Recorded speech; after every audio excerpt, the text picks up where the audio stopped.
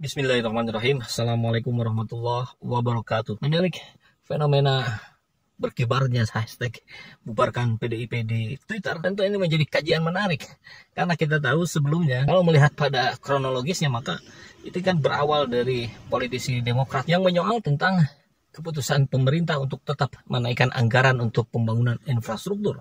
Di tengah kita melihat bahwa negara lain, negara tetangga kita justru menurunkan karena fokusnya pada penanganan pandemik.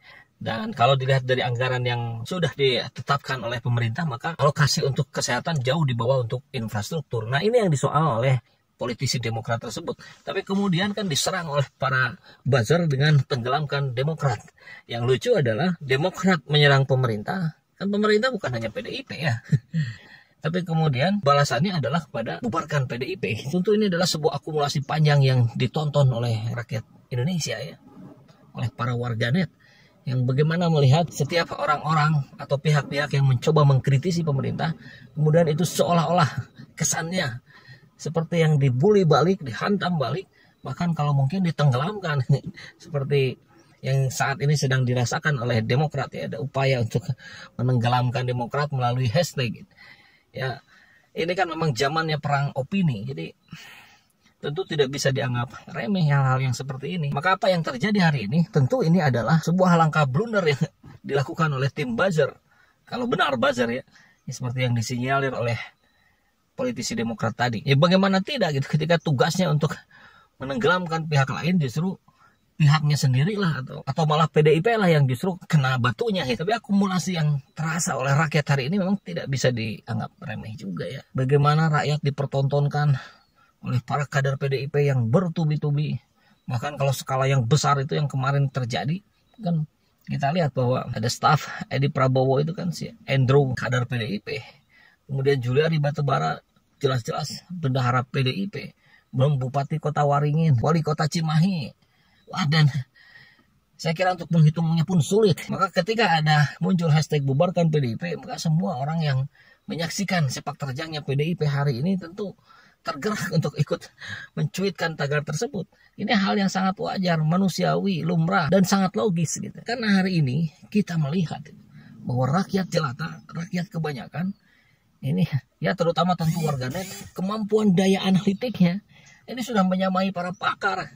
Ya kan, kita lihatlah para ahli-ahli hukum, ahli politik berbicara, itu sebelumnya sudah dikatakan sama para rakyat, para warganet. Misalkan bagaimana logika sebuah ormas dibubarkan, padahal itu tidak ada dan tidak terdaftar mau dibubarkan.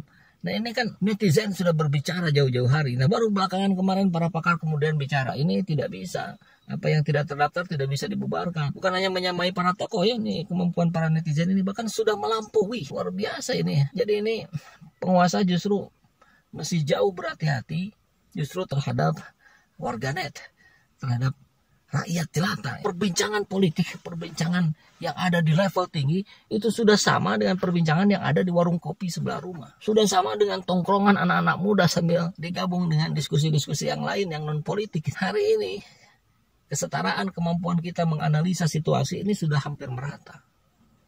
Jadi sudah tidak bisa lagi gitu rakyat dianggap bodoh, rakyat dianggap tidak mengerti, tidak paham. Oh, salah besar. Itu tuh ini peringatan munculnya hashtag bubarkan PDIP menjadi sebuah alarm yang sangat kuat bahwa rakyat menonton, menyaksikan, menilai. Dan kalau kemudian ada pertanyaan, kenapa PDIP masih dipercaya gitu kan? Toh buktinya PDIP masih dipercaya, masih dipilih, masih banyak pemimpin-pemimpin daerah dari PDIP. Bahkan suaranya pun terbanyak kemarin. Kalau menurut saya 2019 itu saat-saat yang terakhir buat PDIP bisa meraup suara rakyat dengan sangat banyak. Di era pandemi kemarin, efek yang dahsyat salah satunya adalah bagaimana semua orang hari ini mengakses internet.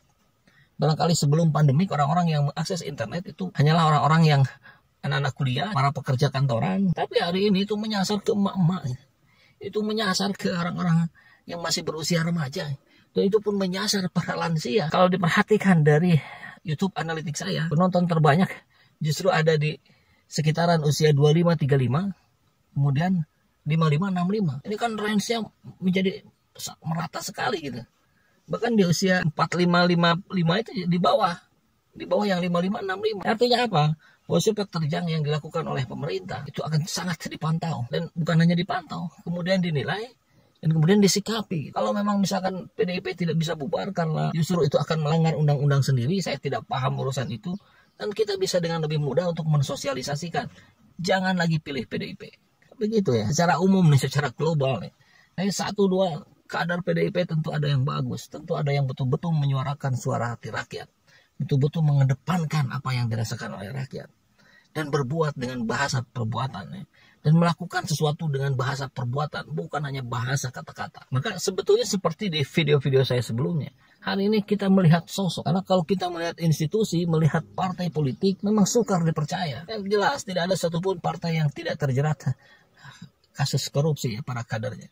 Ada, tidak ada yang tidak ada. Maka saya yakin ke depan, pemilu yang berikutnya, para pemilih pasti akan melihat jauh lebih seksama, jauh lebih detail, untuk tidak lagi terbodohi oleh janji-janji para politikus yang hanya ingin mendapatkan suara. Maka mudah-mudahan perang hashtag ini tidak hanya berhenti di Twitter, tapi lebih pada keyakinan dan sosialisasi bahwa jangan lagi pilih partai yang koruptornya terbanyak di Indonesia. Dan pastikan jangan lagi terbuai dengan janji-janji manis, dan jangan berharap terlalu banyak pada para politikus. Anggap santai saja, rileks saja ya. Karena justru dalam keadaan rileks kita bisa lebih menilai situasi dengan jauh lebih baik dibandingkan kita dalam kondisi yang penuh tekanan.